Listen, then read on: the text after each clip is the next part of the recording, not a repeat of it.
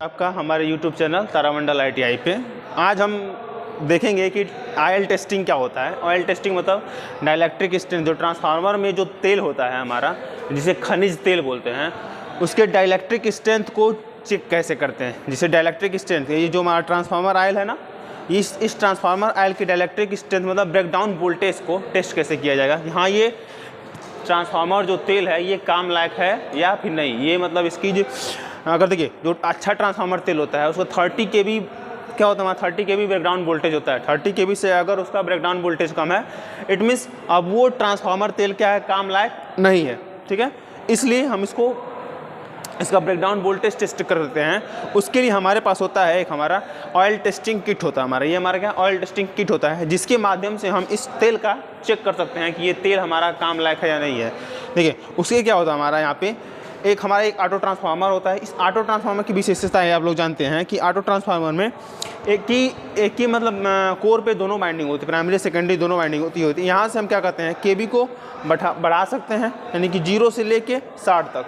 जब हमको ट्रांसफार्मर में तेल को टेस्ट करना होता है, उस अवस्था में क्या करते हैं हम लोग, 0 से स्टार्ट 0 पे रखते हैं। ठीक है, और यहाँ पे हमारा जो टेस्टिंग किट होता है हमारा, ठीक है, इसको दाबे रहिएगा आप आँखों पे। जो टेस्टिंग किट होता है हमारा, ये कुछ होता है हमारा टेस्टिंग किट। देखिए, ये हमारा टेस्टिंग किट है। टेस्टिंग किट में क्या होता है, ये जो दोनों इलेक्ट्रोड होते हैं हमारे, ये दोनों इलेक्ट्रोड होते हैं, इन दोनों के बीच में क्या करते हैं हम लोग, 2.5 mm का गैप रखते हैं, मिनिमम गैप। ठीक है, अगर हमारा ट्रांसफार्मर तेल सही है, उस अवस्था में क्या होगा कि 30 kV की सप्लाई वोल्टेज है हमारी है, उस समय क्या होगा, इन दोनों में स्पार्क नहीं होगा। ठीक है, लेकिन अगर ट्रांसफार्मर तेल खराब हो गया होता है, इन दोनों इलेक्ट्रोड के बीच में क्या होगी, स्पार्किंग होगी। क्या होगी, स्पार्किंग होगी। इसलिए हम चेक कर पता चल जाता है, अगर स्पार्किंग हो गई 30 kV से बिलो पे ही, तो यानी कि ट्रांसफार्मर तेल हमारा क्या है, ख़राब है। ठीक है, जैसा कि आप देख पा रहे हैं, ध्यान से देखिए यहाँ पे, इन दोनों इलेक्ट्रोड के बीच में, नज़दीक दिखाइए थोड़ा सा, इन दोनों इलेक्ट्रोड के बीच में देखिए जालीनुमा बन रहा है। एक जैसे हमने यहाँ पे इसका काम चल रहा है, जालीनुमा बना हुआ है हल्का सा, देखिए ध्यान से। हाँ, देखिए इन दोनों इलेक्ट्रोड के बीच में देखिए जालीनुमा बना हुआ है ना।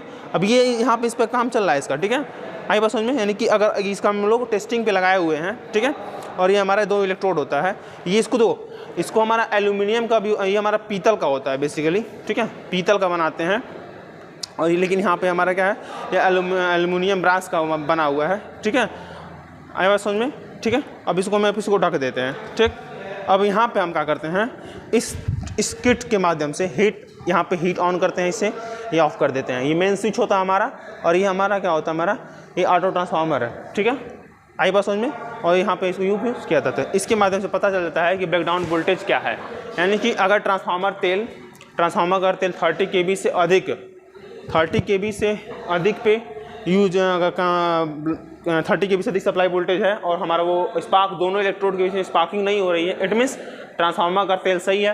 अगर स्पार्किंग हो जा रही है तो ट्रांसफार्मर का तेल क्या हमारा ख़राब है, उसको बदल देने की संभावना होती है। इसके लिए हमें 3 से 4 नमूने लेने की ज़रूरत होती है। हाँ, ट्रांसफार्मर तेल, जो कोई बड़े ट्रांसफार्मर हो तो उसमें से 1 से 1.5 लीटर तेल निकाल लेते हैं।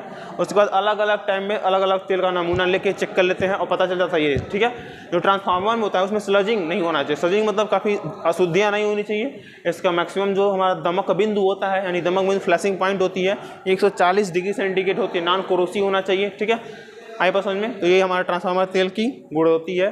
ठीक है, आप लोग को अगर ये वीडियो पसंद आए तो लाइक करें, शेयर करें, सब्सक्राइब करें हमारे चैनल को। Thank you.